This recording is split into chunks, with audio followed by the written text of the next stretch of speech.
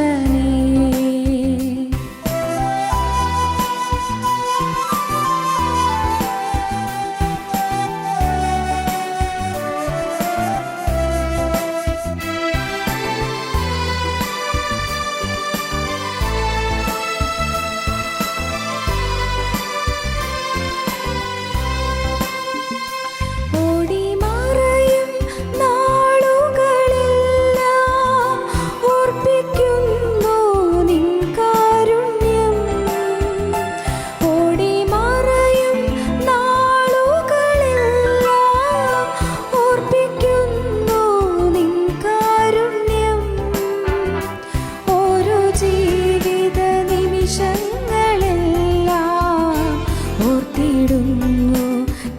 സാന്നിധ്യം ഓരോ ജീവിത നിമിഷങ്ങളെല്ലാം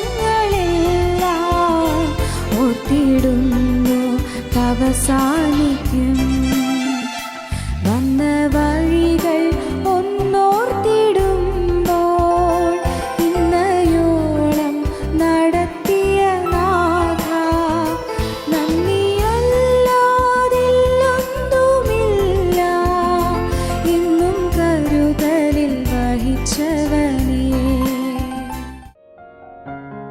ഞങ്ങളും ക്രൂശിക്കപ്പെട്ട ക്രിസ്തുവിനെ പ്രസംഗിക്കുന്നു. ദൈവ തിരുനാമത്തിന് മഹത്വം ഉണ്ടാകട്ടെ. രാജാക്കന്മാരുടെ 1-ാം പുസ്തകം 18-ാം അധ്യായം 19-ാം വാക്യം.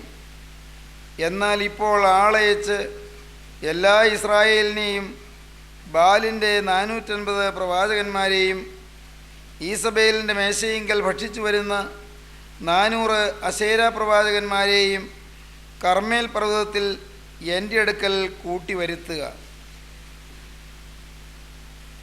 ഏലിയ പ്രവാചകൻ ആഹാബ് രാജാവിനോട് പറയുന്ന വാക്കുകളാണ് നാം ഇപ്പോൾ വായിച്ച് കേട്ടത്. ഏലിയ പ്രവാചകൻ ഒരു വെള്ളി വെളിച്ചമായി ഇരുണ്ട കാലയളവിൽ ദൈവകരങ്ങളിൽ പ്രശോഭിച്ച ധന്യനായ ഒരു ദൈവപുരുഷനായിരുന്നു. ഏലിയാവ് നമുക്ക് സമസ്വഭാവമുള്ള മനുഷ്യനായിരുന്നു എന്ന് നാം തിരുവചനത്തിൽ വായിക്കുന്നുണ്ട്. നമുക്ക് സമസ്വഭാവമുള്ള മനുഷ്യനായ ഏലിയാവ് ദൈവകരങ്ങളിൽ എങ്ങനെ ഉപയോഗപ്പെട്ടു, എങ്ങനെ ഏലിയാവിനെ ദൈവം ഉപയോഗിച്ചു, ഏലിയാവ് ദൈവത്തെ എങ്ങനെ ഉപയോഗിച്ചു എന്നെല്ലാം ഈ തിരുവചനത്തിൽ നാം വായിക്കുമ്പോൾ നമ്മുടെ ജീവിതത്തിലേക്ക് തിരിഞ്ഞു നോക്കുവാനും നമ്മെ തന്നെ ദൈവകരങ്ങളിലേക്ക് സമർപ്പിക്കുവാനും പുതിയ പ്രതിഷ്ഠയും പുതിയ സമർപ്പണവും നമ്മുടെ ജീവിതത്തിൽ കരഗതമാക്കുവാനും നമുക്ക് സാധിക്കുന്നതാണ്. ശമൂവേൽ പ്രവാചകൻ്റെ കാലം വരെ ഏറെക്കാലം ഇസ്രായേൽ ആത്മീയമായ വെളിച്ചമില്ലാതെ കഴിഞ്ഞുകൂടിയിരുന്നു. ഇസ്രായേൽ ജനം ഇരുണ്ട കാലയളവിലൂടെ പോവുകയായിരുന്നു. അന്ധകാരം നിറഞ്ഞ കാലയളവിൽ രജതദീപമായി ഉദിച്ച ആ അത്ഭുത ജ്യോതിസായിരുന്നു വാസ്തവത്തിൽ ശമൂവേൽ പ്രവാചകൻ. ശമൂവേൽ പ്രവാചകൻ്റെ നാവിൽ കൂടി വന്ന ദൈവത്തിൻ്റെ തിരുവചനം ജനഹൃദയങ്ങളെ ഉണർത്തി. ശമൂവേൽ പ്രവാചകൻ ശീലോവിലും യെറിഹോവിലും യോർദാനിലും ബേഥേലിലും ഗിൽഗാലിലും എല്ലാം സഞ്ചരിച്ചു. പ്രവാചക സ്കൂളുകൾ സ്ഥാപിച്ചു. പ്രവാചക ശിഷ്യന്മാരെ പഠിപ്പിച്ചു. ആത്മീക നവോത്ഥാനത്തിന് നാന്ദി കുറിച്ചു. ശമൂവേൽ പ്രവാചകൻ്റെ കാലശേഷം ആ ശുശ്രൂഷ തുടർന്ന് ഏറ്റെടുത്ത് നടത്തിയത് തിസ്ബി എന്ന കുഗ്രാമത്തിൽ നിന്ന് ഉയർന്നു വന്ന ഏലിയ പ്രവാചകനാണ്. ഏലിയ പ്രവാചകൻ ജനങ്ങളുടെ ഇടയിലൂടെ സഞ്ചരിച്ചു. ജനങ്ങൾക്ക് ദൈവവചനം പറഞ്ഞു കൊടുത്തു. സ്വർഗത്തിൻ്റെ അരുളപ്പാടുകൾ ഏലിയ പ്രവാചകൻ പറഞ്ഞു. ഏലിയ പ്രവാചകൻ ദൈവകരങ്ങളിൽ അത്ഭുതകരമായി ഉപയോഗിക്കപ്പെട്ടു. ഏലിയ പ്രവാചകനെ ഇവിടെ നാം ഈ വായിച്ച ഭാഗത്ത് കാണുന്നത് കർമ്മേൽ ഗിരിയിൽ അത്ഭുതം ചെയ്യുന്നവനായിട്ടാണ്. കർമ്മേൽ പർവ്വതം, കർമ്മേൽ ഗിരിയിൽ അത്ഭുതം ചെയ്യുവാൻ ഏലിയാവിനെ ദൈവം നിയോഗിച്ചു. ദൈവം ഏലിയാവിനെ അനുഗ്രഹിച്ചു. ജീവിതത്തിൽ കർമ്മേൽ പർവ്വതത്തിൻ്റെ അനുഭവം നമുക്കെല്ലാം സ്വായത്തമാക്കാവുന്നതാണ്, നാം എല്ലാം സ്വന്തമാക്കേണ്ടതാണ്. കർമ്മേൽ പർവ്വതത്തിൻ്റെ അനുഭവം എന്താണ്? സ്വർഗത്തിൻ്റെ തീ ഇറങ്ങിയ അനുഭവമാണ്. സ്വർഗത്തിൻ്റെ തീ ഇറങ്ങിയ അനുഭവം നാം ചിന്തിച്ചു വരികയായിരുന്നു. തിരുവചനത്തിലെ പർവ്വതങ്ങളെക്കുറിച്ച്, കാൽവറി മലയെക്കുറിച്ച് നാം ഒന്ന് ചിന്തിച്ചു, മോറിയ മലയെക്കുറിച്ച് നാം ചിന്തിച്ചു, ഹോരേവ് പർവ്വതത്തെക്കുറിച്ച് നാം ചിന്തിച്ചു, ഒലീവ് മലയെക്കുറിച്ച് നാം ചിന്തിച്ചു. ഇപ്പോൾ നാം കർമ്മേൽ മലയെക്കുറിച്ച് ചിന്തിക്കാൻ തുടങ്ങുകയാണ്. കർമ്മേൽ പർവ്വതം, കർമ്മേൽ മല സ്വർഗത്തിൻ്റെ തീ ഇറങ്ങിയ മലയാണ്. ദൈവപുരുഷൻ പ്രാർത്ഥിച്ചപ്പോൾ ദൈവത്തിൻ്റെ ആത്മാവുള്ള ദൈവപുരുഷൻ ദൈവസന്നിധിയിൽ നിലവിളിച്ചപ്പോൾ, ദൈവകരങ്ങളിലേക്ക് സമർപ്പിച്ച് യാചിച്ചപ്പോൾ സ്വർഗത്തിൽ നിന്ന് തീ ഇറങ്ങി യാഗത്തെയും യാഗപീഠത്തിൽ വെച്ചിരുന്നതിനെയും സമ്പൂർണമായി ദഹിപ്പിച്ചു. അഗ്നി ഭൂമിയിലിറക്കിയ പ്രവാചകനാണ് ഏലിയ പ്രവാചകൻ. സ്വർഗീയ അഗ്നി ഭൂമിയിലിറക്കി. അക്ഷരികമായി ഉയരത്തിൽ നിന്ന് തീ ഭൂമിയിലേക്ക് താണിറങ്ങി വന്നു. സഹോദരങ്ങളെ, ഞാൻ പറഞ്ഞല്ലോ, ഏലിയ പ്രവാചകൻ ജനങ്ങൾക്ക് ആധ്യാത്മിക നവോത്ഥാനം നൽകുവാൻ ദൈവം ഉപയോഗിച്ച പ്രവാചകനാണ്. ആത്മീക ഉണർവ് നൽകുവാൻ, ജനങ്ങളെ പ്രബുദ്ധരാക്കുവാൻ, ആധ്യാത്മിക പ്രബുദ്ധതയേകുവാൻ ദൈവം എഴുന്നേൽപ്പിച്ച പ്രവാചകനാണ് ഏലിയ പ്രവാചകൻ. ഏലിയ പ്രവാചകൻ ആഹാബ് രാജാവിനോട് പറഞ്ഞു, രാജാവേ, നിൻ്റെ ആളുകളായ അശേര പ്രതിഷ്ഠകളെയും പ്രവാചകന്മാരെയും നിൻ്റെ ബാൽ പ്രവാചകന്മാരെയും എല്ലാം കൂട്ടി വരുത്തിക്കൊള്ളുക. എല്ലാവരും വരട്ടെ, ഈ മലയിലേക്ക് വരട്ടെ. ദൈവം തീ കൊണ്ട് ഉത്തരമരുളും, തീ കൊണ്ട് ഉത്തരമരുളുന്ന ദൈവം സാക്ഷാൽ സത്യദൈവം. ആഹാബ് രാജാവ് അന്ന് രാജ്യം ഭരിക്കുന്ന രാജാവാണ്. ആഹാബ് രാജാവിനെ നിയന്ത്രിക്കുന്നതും ഭരിക്കുന്നതും വാസ്തവത്തിൽ രാജാവിൻ്റെ ഭാര്യ ഇസബേലാണ്. ഇസബേൽ വിഗ്രഹാരാധിയാണ്. ഇസബേൽ ദുഷ്ടസ്ത്രീയാണ്. ഇസബേൽ സകല തിന്മയും വഷളത്വവും മ്ലേച്ഛതയും തിങ്ങിയ ഒരു സ്ത്രീയാണ്. ആ ദുഷ്ടസ്ത്രീയാണ് രാജ്യം ഭരിക്കുന്ന ആഹാബിനെ ഭരിക്കുന്നത്. ആഹാബ് രാജാവ് വിഗ്രഹാരാധനയിലേക്ക് പോയത്, ജാതീയ വിഗ്രഹങ്ങളെ ആരാധിക്കാൻ തുടങ്ങിയത്, അശേര പ്രതിഷ്ഠകളെ നമസ്കരിക്കാൻ ഇടയായത്, ബാൽ വിഗ്രഹ സേവയിലേക്ക് രാജാവും രാജാവിൻ്റെ കൂടെ ജനങ്ങളും നിബന്ധിച്ചു പോകുവാൻ ഇടയായതെല്ലാം ഇസബേലിൻ്റെ പ്രേരണ കൊണ്ടാണ്. ഇസബേലിൻ്റെ മേശയെങ്കിൽ ഭക്ഷിച്ചു വരുന്ന 400 അശേര പ്രവാചകന്മാർ, മാത്രമല്ല ബാലിൻ്റെ 450 പ്രവാചകന്മാർ, ഇവരെല്ലാവരും പൈശാചിക ശക്തിയുടെ പ്രതീകങ്ങളാണ്. Symbols of the evil forces. തിന്മയുടെ ശക്തിയുടെ പ്രതീകങ്ങളാണ്, പ്രതിരൂപങ്ങളാണ്. സഹോദരങ്ങളെ, ദൈവത്തിൻ്റെ പ്രവാചകന്മാരുണ്ട്, പിശാചിൻ്റെ പ്രവാചകന്മാരുണ്ട്. ദൈവത്തിൻ്റെ പ്രവാചകന്മാരുണ്ട്, സാത്താൻ്റെ പ്രവാചകന്മാരുണ്ട്. ദൈവത്തിൻ്റെ ആരാധനയുണ്ട്, സാത്താൻ്റെ ആരാധനയുണ്ട്. മറക്കരുത്, നാം അത് വിവേചിച്ചറിയേണ്ടതാണ്. ദൈവത്തോട് നാം ചേർന്ന് നിന്നാൽ നമുക്ക് അനുഗ്രഹമാണ്. പൈശാചികൻ്റെ കൂടെ നിന്നുപോയാൽ നമുക്ക് നാശമാണ്, നമ്മുടെ തലമുറകൾക്കും മുടിവാണ്. ദൈവത്തോടുകൂടെ നാം നിൽക്കാനിടയാകണം. ഏതൊരു സാഹചര്യത്തിലും ഒരുപക്ഷെ അധികം പേര് നമ്മുടെ കൂടെ നിൽക്കാൻ ഉണ്ടായില്ലെങ്കിൽ പോലും നാം ദൈവത്തോട് ചേർന്ന് നിൽക്കേണ്ടതാണ്. നമ്മുടെ അഭിപ്രായഗതിയോട് ചേർന്ന് ദൈവത്തെ ആരാധിക്കാൻ ഒട്ടേറെ പേർ വന്നില്ലെങ്കിൽ പോലും, നാം ഒരു ന്യൂനപക്ഷമായി തോന്നിയാൽ പോലും, ന്യൂനപക്ഷമായി തീർന്നാൽ പോലും ദൈവത്തോടുകൂടെ നാം നിൽക്കണം.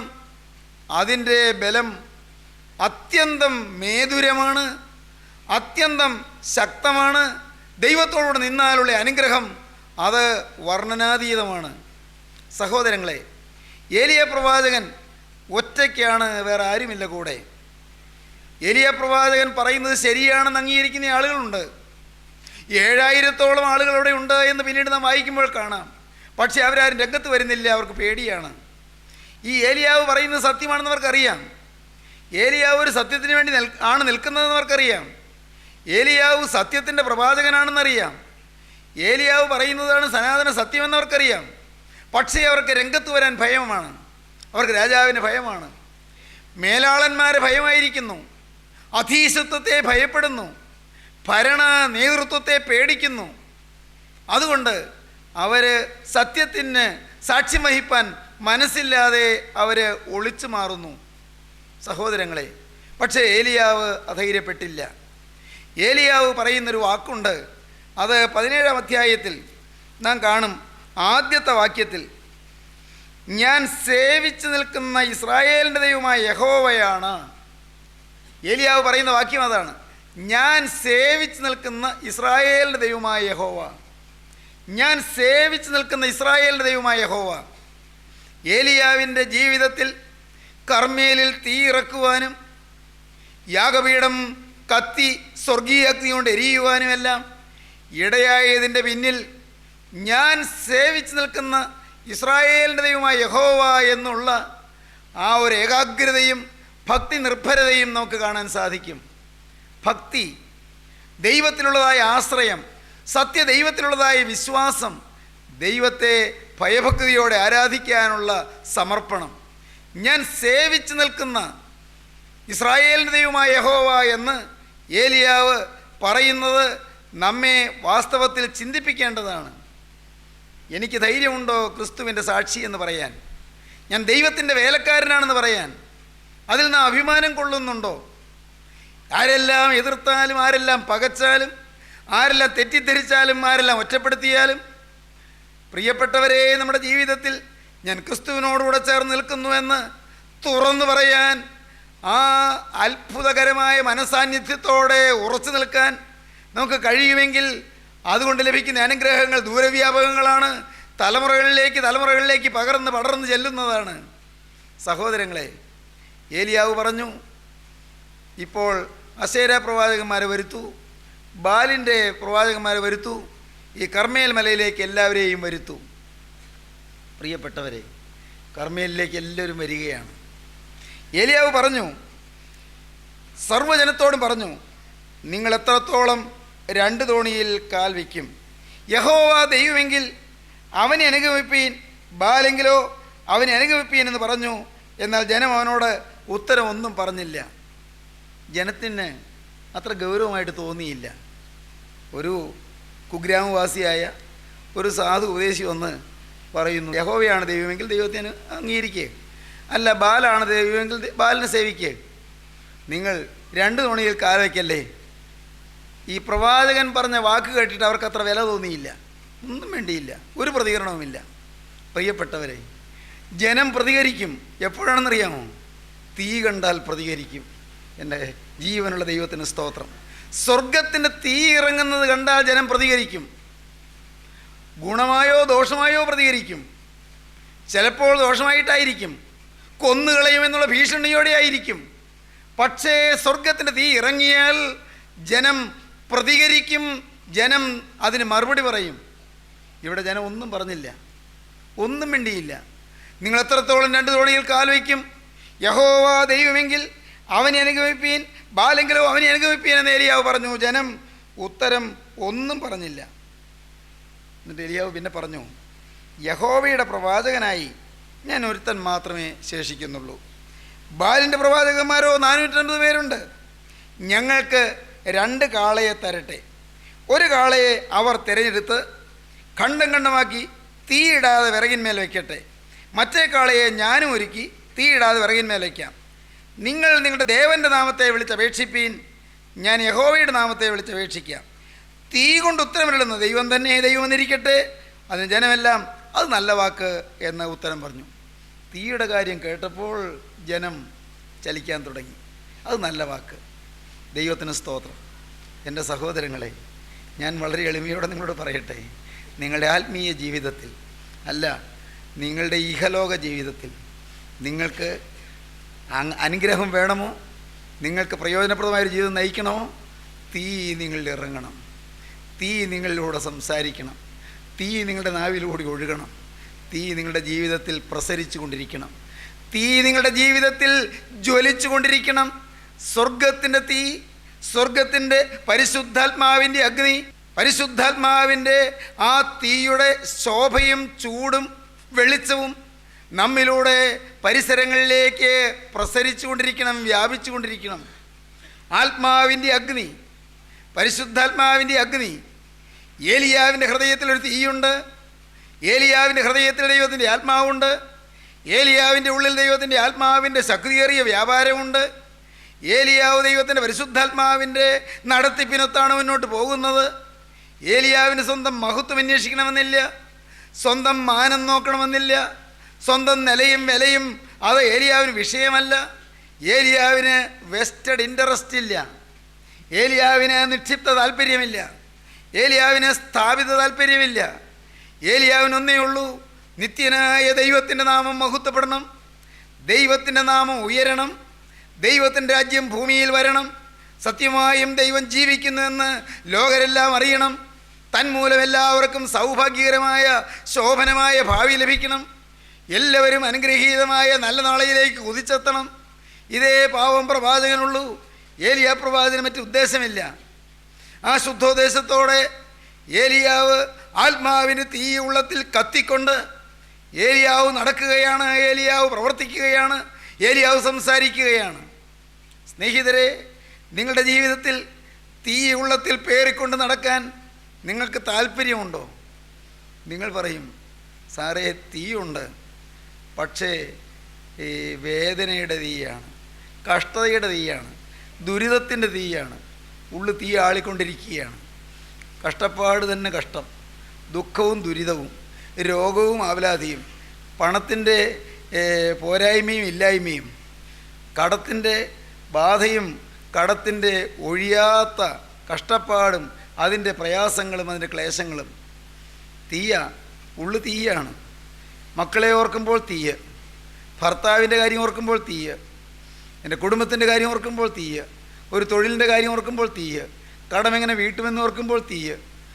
പ്രിയപ്പെട്ടവരെ, നിങ്ങൾ പലരുടെയും ഹൃദയത്തിൽ തീയുണ്ട്, പക്ഷേ നിരാശയുടെ തീയാണ്, കഷ്ടതയുടെ തീയാണ്, ദുഃഖത്തിൻ്റെ തീയാണ്. ഞാൻ നിങ്ങളോട് പറയട്ടെ, ആ തീ കെടുത്തിയിട്ട് സാക്ഷാത്മാവിൻ്റെ തീ കത്തിക്കാൻ കർത്താവായ യേശു ഇപ്പോൾ നിങ്ങളുടെ അരികത്തേക്ക് വരികയാണ്. ദൈവത്തിന് സ്തോത്രം. നിങ്ങളുടെ ഹൃദയത്തിൽ കത്തിക്കൊണ്ടിരിക്കുന്ന വേദനയുടെ തീയുണ്ടല്ലോ, രോഗത്തിൻ്റെ ആകുലങ്ങളുടെ തീയുണ്ടല്ലോ, കടത്തിൻ്റെ ബാധ്യതയുടെ തീയുണ്ടല്ലോ, കുടുംബത്തിലെ ക്ലേശങ്ങളുടെ തീയുണ്ടല്ലോ, വീട്ടിൽ ചില പ്രതിസന്ധികൾ വന്നതുകൊണ്ടുള്ള തീയുണ്ടല്ലോ, മനസ്സ് പതറുന്നതിൻ്റെ തീയുണ്ടല്ലോ, ജീവിതമാകെ ഉലഞ്ഞു വലഞ്ഞ് നിരാശാപൂരിതമായി തീരുന്നതിൻ്റെ തീയുണ്ടല്ലോ. അതെല്ലാം കെടുത്തിയിട്ട് ശത്രുഭയത്തിൻ്റെ തീ അണച്ചിട്ട് നിങ്ങളുടെ ഉള്ളിലെ വേവലാതിയെല്ലാം മാറ്റിയിട്ട് നിങ്ങളുടെ ഹൃദയത്തിൻ്റെ പരിഭ്രാന്തി മാറ്റിയിട്ട് നിങ്ങളുടെ ഹൃദയത്തിൽ ഇന്ന് കത്തിക്കൊണ്ടിരിക്കുന്ന വേദനയുടെ തീയെ ശമിപ്പിച്ചിട്ട് നിങ്ങളുടെ ഉള്ളിൽ സാക്ഷാൽ ദൈവസ്നേഹത്തിന് തീ കത്തിക്കാൻ, പരിശുദ്ധാത്മാവിന് തീ കത്തിക്കാൻ ജീവനുള്ള ദൈവം ഇപ്പോൾ നിങ്ങളെ സന്ദർശിക്കുകയാണ്. ആ തീ നിങ്ങളുടെ മേൽ തൂയിത്തരുവാനും ആ തീ നിങ്ങളുടെ ഹൃദയത്തിൽ പാകിത്തരുവാനും കരുണയുള്ള കർത്താവ് ഇപ്പോൾ നിങ്ങൾ സമീപിക്കുകയാണ്. നിങ്ങളൊന്നേ ചെയ്യേണ്ടൂ, നിങ്ങൾ ഞാൻ സേവിച്ച് നിൽക്കുന്നത് യഹോവയാണ് എന്ന് പറയുവാൻ തക്കവണ്ണം, ഞാൻ സേവിച്ച് നിൽക്കുന്ന ഇസ്രായേലിൻ്റെ ദൈവമായ യഹോവയാണ് എന്ന് പറയുവാൻ തക്കവണ്ണം ദൈവഭക്തിയുള്ളവരാകുവീൻ, ദൈവത്തിൽ ആശ്രയമുള്ളവരാകുവീൻ, ദൈവത്തെ ഭയമുള്ളവരാകുവീൻ, ദൈവത്തെ ഭയന്നുകൊണ്ട് നിങ്ങളെ തന്നെ സൂക്ഷിക്കുന്നവരാകുവീൻ, പാപത്തെ വെറുക്കുന്നവരാകുവീൻ, പാപ ജീവിതത്തോട് യാത്ര പറയുന്നവരാകുവീൻ, അഴുക്കായതെല്ലാം ഉപേക്ഷിക്കുന്നവരാകുവീൻ, തിന്മപ്പെട്ടതെല്ലാം ജീവിതത്തിൽ നിന്ന് കളഞ്ഞു മാറ്റിയിട്ട് നിങ്ങൾ പുതിയ വിശുദ്ധ ജീവിതം നയിക്കുന്നവരാകുവീൻ, സമാധാനമില്ലാത്തയിടത്ത് സമാധാനം വിതറുന്നവരാകുവീൻ, ദുഃഖിച്ച് വലഞ്ഞിരിക്കുന്നിടത്ത് ആശ്വാസം പകരുന്നവരാകുവീൻ. പ്രിയപ്പെട്ടവരെ, നിങ്ങളുടെ ഹൃദയത്തിൽ പരിശുദ്ധാത്മാവിന് തീ കത്തും. ദൈവത്തിന് സ്തോത്രം. ഏലിയാവിൻ്റെ ഹൃദയത്തിൽ തീ കത്തുന്നുണ്ടായിരുന്നു. ഏലിയാവ് ആഹാബിനോട് സംസാരിക്കുമ്പോൾ തീ കത്തും. ഏലിയാവ് ആ കെരീത്തിൻ്റെ വക്കിൽ അവിടെ ഒളിച്ചിരിക്കുമ്പോൾ തീ കത്തും. ഏലിയാവ് കാക്ക അപ്പം കൊണ്ട് വരുന്നത് കാണുമ്പോൾ തീ കത്തും ഏലിയാവിൻ്റെ ഉള്ളിൽ. മാത്രമല്ല, ഏലിയാവ് പ്രിയപ്പെട്ടവരെ സരപ്തയിലെ വിധവയുടെ ഭവനത്തിൽ ജീവിതത്തിൽ ചില തെറ്റുകൾ പറ്റിയ ആ വിധവയായ സ്ത്രീയുടെ ഭവനത്തിൽ, സരപ്തയുടെ ഭവനത്തിൽ ചെന്ന് പാർക്കുമ്പോൾ ഉള്ളിൽ തീ കത്തിക്കൊണ്ടിരുന്നു.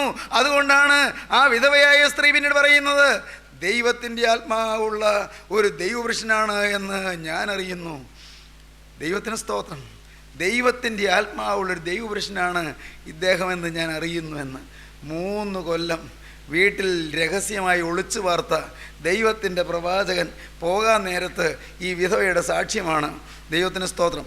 നീ യഹോവയുടെ ആത്മാവുള്ളൊരു ദൈവപുരുഷനെന്ന് ഞാൻ അറിയുന്നു. നിൻ്റെ നാവിന്മേലുള്ള യഹോവയുടെ വചനം സത്യമെന്നും ഞാൻ അറിയുന്നു. 17-ാം അധ്യായത്തിൻ്റെ അവസാനം അതാണ് പറയുന്നത്. നീ ദൈവപുരുഷനെന്നും നിൻ്റെ നാവിന്മേലുള്ള യഹോവയുടെ വചനം സത്യമെന്നും ഞാനിതിനാൽ അറിയുന്നു. 17-ാം അധ്യായം 24-ാം വാക്യം. സ്ത്രീ പറയുകയാണ്, വിധവയായ സ്ത്രീ പറയുകയാണ്, ഭർത്താവ് മരിച്ചതിന് ശേഷം ഒരു കുഞ്ഞുണ്ടായ, മനസ്സിലായോ, ജീവിതത്തിൽ തെറ്റുപറ്റിയ, ജീവിതത്തിൽ തിരുത്താനാവാത്ത തെറ്റുപറ്റിയ ആ സരപ്തയിലെ വിധവയായ സ്ത്രീ പറയുകയാണ്, നീ ദൈവപുരുഷനെന്നും നിന്റെ നാവിന്മേലുള്ള യഹോവയുടെ വചനം സത്യമെന്നും ഞാനിതിനാൽ അറിയുന്നു എന്ന് പറഞ്ഞു. സഹോദരങ്ങളെ, സാക്ഷ്യമുള്ള ജീവിതം, തീ കത്തുന്ന ജീവിതം സാക്ഷ്യമുള്ള ജീവിതമാണ്. ഹൃദയത്തിൽ തീ കത്തുന്ന ജീവിതം മറ്റുള്ളവർ ദൈവത്തെ കണ്ടെത്താൻ ഇടയാകുന്ന ജീവിതമാണ്. ദൈവത്തെ അറിയാത്തവർ ദൈവപക്ഷത്തേക്ക് തിരിയുന്നതിന് ഉതകുന്ന ജീവിതമാണ് തീയുള്ള ജീവിതം. കേട്ടുപോകല്ലേ, അനുഭവിക്കണമേ. നമ്മുടെ ജീവിതം തീയുള്ള ജീവിതമാകട്ടെ, പരിശുദ്ധാത്മാവ് കത്തുന്ന ജീവിതമാകട്ടെ. ഞാൻ വളരെ സ്നേഹത്തോടെ നിങ്ങളോട് പറയാം, നിങ്ങൾ ഒന്നും നേടിയില്ലെങ്കിലും പരിശുദ്ധാത്മാവിനെ നിങ്ങൾ നേടണം. നിങ്ങൾക്കൊരു സ്വത്തും കിട്ടിയില്ലെങ്കിലും, ഒരു വിദ്യാഭ്യാസവും കിട്ടിയില്ലെങ്കിലും, നിങ്ങൾക്കൊരു തൊഴിലുമില്ലെങ്കിലും, 10 രൂപ വരുമാനമില്ലെങ്കിലും, പ്രിയപ്പെട്ടവരെ, പരിശുദ്ധാത്മാവിനെ നിങ്ങൾ പ്രാപിക്കണം. പരിശുദ്ധാത്മാവിന് തീ നിങ്ങൾ കത്തിക്കൊണ്ടിരിക്കണം. പരിശുദ്ധാത്മാവിൻ്റെ തീക്ഷ്ണത നിങ്ങൾ എരിഞ്ഞുകൊണ്ടിരിക്കണം. പരിശുദ്ധാത്മാവിൻ്റെ എരിവ് നിങ്ങളെ ജ്വലിപ്പിച്ചു കൊണ്ടിരിക്കണം. പരിശുദ്ധാത്മാവിൻ്റെ വിശുദ്ധി നിങ്ങളിൽ തിങ്ങിക്കൊണ്ടിരിക്കണം. പരിശുദ്ധാത്മാവിൻ്റെ തീക്ഷ്ണത, പരിശുദ്ധാത്മാവിൻ്റെ സ്നേഹത്തിൻ്റെ ജീവൻ നിങ്ങളിൽ തുടിച്ചുകൊണ്ടിരിക്കണം. ദൈവത്തിൻ്റെ വലിയ നാമം മഹത്വപ്പെടട്ടെ. ഏലിയാവ് പറഞ്ഞു, തീ കൊണ്ട് ഉത്തരമരുളുന്ന ദൈവം തന്നെ സാക്ഷാൽ സത്യദൈവം. ജനം പറഞ്ഞു, എന്താണ് ജനം പറഞ്ഞത്? അത് നല്ല വാക്ക് എന്ന ഉത്തരം പറഞ്ഞു. തീ കൊണ്ട് ഉത്തരമരുളുന്ന ദൈവം തന്നെ സത്യദൈവം, അത് നല്ല വാക്ക്. സഹോദരങ്ങളെ, ഞാൻ വളരെ എളിമയോടെ നിങ്ങളോട് പറയട്ടെ, വളരെ താഴ്മയോടെ നിങ്ങളോട് പറയട്ടെ, ദൈവത്തിന് സ്തോത്രം. എന്തെല്ലാം നിങ്ങൾക്ക് നഷ്ടപ്പെട്ടാലും നിങ്ങൾ പരിശുദ്ധാത്മാവ് നഷ്ടപ്പെടേണ്ടവരാ നിങ്ങൾ സൂക്ഷിച്ചു കൊള്ളണം. എന്തെല്ലാം പോയാലും നിങ്ങളുടെ ഉള്ളത്തിൽ നിന്ന് പരിശുദ്ധാത്മാവ് വിട്ടുപോകാതെ നിങ്ങൾ കരുതലോടെ ജീവിച്ചു കൊള്ളണം. ദൈവത്തിൻ്റെ വലിയ നാമം മഹത്വപ്പെടട്ടെ. മാനസാന്തരപ്പെട്ട ദൈവമക്കളെ നിങ്ങളോട് പറയട്ടെ, ഒരിക്കൽ പരിശുദ്ധാത്മാവ് ലഭിച്ച ദൈവമക്കളെ നിങ്ങളോട് പറയട്ടെ, നിങ്ങൾ നിസ്സാരമായ ചില പാപങ്ങൾക്ക് വേണ്ടി നിത്യോന്നതനായ പരിശുദ്ധാത്മാവിനെ കെടുത്തരുത്, തുച്ഛീകരിക്കരുത്, ദുഃഖിപ്പിക്കരുത്, നിങ്ങളുടെ ഹൃദയത്തിൽ നിറക്കി വിടരുത്. പാപം നിങ്ങളുടെ ജീവിതത്തിൽ വന്നാൽ പരിശുദ്ധാത്മാവ് ദുഃഖിക്കും, പരിശുദ്ധാത്മാവിന് തീ കെട്ടുപോകും. അതുകൊണ്ടാണ് ദൈവത്തിൻ്റെ വചനം പറയുന്നത്, ആത്മാവിനെ കെടുക്കരുത്, ആത്മാവിനെ കെടുത്തിക്കളയരുത്, ആത്മാവാകുന്ന തീ കെടുത്തിക്കളയരുത്. ആത്മാവിനെ കെടുത്തിക്കളയുന്ന പാപം നിങ്ങളുടെ ജീവിതത്തിൽ വരാൻ നിങ്ങൾ തന്നെ സൂക്ഷിപ്പീൻ. പ്രിയപ്പെട്ടവരെ, പരിശുദ്ധാത്മാവിന് വേണ്ടി വാഞ്ചിപ്പീൻ. ഈ സ്വർഗീയാഗ്നി കെട്ടുപോകാതെ നിങ്ങൾ സൂക്ഷിപ്പീൻ. ഇന്ന് ഈ സമയത്ത് നിങ്ങൾ ദൈവത്തോട് പറയുവീൻ, കർത്താവേ, നിൻ്റെ ആത്മാവിൻ്റെ തീ എൻ്റെ തലമേൽ ഇറങ്ങണമേ. ആത്മാവിൻ്റെ തീ ഇറങ്ങുന്നതിന് തടസ്സമായി എന്നിലുള്ള പാപങ്ങളോട് ഞാനിതാ യാത്ര പറയുന്നു. പരിശുദ്ധാത്മാവിൻ്റെ അഗ്നി എൻ്റെ മേൽ ഇറങ്ങുന്നതിന് തടസ്സമായി എൻ്റെ ഉള്ളത്തിലുള്ള തിന്മകളോട് ഞാൻ യാത്ര പറയുന്നു. എൻ്റെ മുൻവിധികളോട് ഞാൻ യാത്ര പറയുന്നു. എൻ്റെ തെറ്റിദ്ധാരണകളോട് ഞാൻ യാത്ര പറയുന്നു. എൻ്റെ അവിശ്വാസത്തോട് ഞാൻ യാത്ര പറയുന്നു. എൻ്റെ അഹന്തയോട് ഞാൻ യാത്ര പറയുന്നു. എൻ്റെ സ്വാർത്ഥതയോട് ഞാൻ യാത്ര പറയുന്നു. എൻ്റെ കപടഭക്തിയോട് ഞാൻ യാത്ര പറയുന്നു. എൻ്റെ ദ്രവ്യാഗ്രഹത്തോട് ഞാൻ യാത്ര പറയുന്നു. എൻ്റെ അശുദ്ധ മോഹങ്ങളോട് യാത്ര പറയുന്നു. എൻ്റെ കർത്താവേ, എൻ്റെ സ്വയത്തിൻ്റെ മതിപ്പുകളോട് യാത്ര പറയുന്നു. ഉടയവനേ, നിൻ്റെ ആത്മാവിപ്പോൾ എൻ്റെ മേലിറങ്ങണമേ. ഈ നിധി എന്നും ഞാൻ സൂക്ഷിച്ചു കൊള്ളാം. നിൻ്റെ ആത്മാവിനെനിക്ക് തന്നാൽ ഈ സ്വർഗീയ മഹാനിധി എന്നും ഞാൻ പരിഭാവനമായി കാത്തുകൊള്ളാം. നിങ്ങൾ പറയുവീൻ, നിങ്ങൾ പ്രാർത്ഥിപ്പീൻ, നിങ്ങളെ തന്നെ താഴ്ത്തുവീൻ. സ്വർഗത്തിൻ്റെ അഗ്നി ഇറങ്ങട്ടെ, ആത്മാവിൻ്റെ തീ കത്തട്ടെ, നിങ്ങളുടെ പാപങ്ങളെല്ലാം കത്തിപ്പോകട്ടെ, നിങ്ങളുടെ അഴുക്കുകളെല്ലാം കത്തി നശിക്കട്ടെ, ദുരാത്മ വ്യാപാരങ്ങൾ കത്തിപ്പോകട്ടെ, നിങ്ങളുടെ മേലുള്ള ഭൂതാത്മാക്കളുടെ ബാധകളെല്ലാം കത്തി നശിക്കട്ടെ, ബോധക്ഷയങ്ങളും എപ്പിലെപ്സിയും നിങ്ങളുടെ ഫിറ്റ്സും എല്ലാം മാറിപ്പോകട്ടെ, നിങ്ങളുടെ മേൽ ദൈവത്തിൻ്റെ പരിശുദ്ധാത്മാവ് ഇറങ്ങട്ടെ. ദൈവനാമം മഹത്വപ്പെടട്ടെ. നമുക്ക് പ്രാർത്ഥിക്കാം. സ്നേഹവാനെ, മഹാകാരുണ്യവാനായ ഞങ്ങളുടെ സ്വർഗീയ പിതാവേ, ഈ മഹത്വപൂർണമായ സമയത്തിനായി നന്ദിയോടെ സ്തോത്രം. ജീവന്റെ ആത്മാവ് ഞങ്ങളോട് വാദിക്കുന്നതിനായി നന്ദിയോടെ സ്തോത്രം. ജീവന്റെ ആത്മാവിന്റെ പ്രമാണം കർത്താവേ, ജഡപ്രമാണത്തെ മരിപ്പിക്കുന്നതിനായി നന്ദിയോടെ സ്തോത്രം.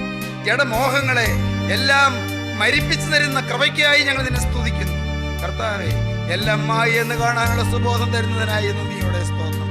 വചനം കേട്ട് എല്ലാവരെയും അനുഗ്രഹിക്കണമേ. ഓരോരുത്തരുടെ മേലും പരിശുദ്ധാത്മാവേ എഴുന്നള്ളി വരണമേ. തീ ഇറങ്ങണമേ. സ്വർഗീയ അഗ്നി കത്തണമേ. ജീവിതത്തെ ആകമാനം പുതുക്കണമേ. പഴയ ജീവിതത്തെ മുഴുവനായി മാറ്റണമേ. പച്ചയായതെല്ലാം കത്തിച്ച് കളയണമേ. പഴയതെല്ലാം കത്തി നശിക്കുമാറാകണമേ. ഒരു പുതിയ സൃഷ്ടിയായി ഉയർത്തെഴുന്നേറ്റ് വരുവാൻ എല്ലാവർക്കും ഭാഗ്യം നൽകണമേ.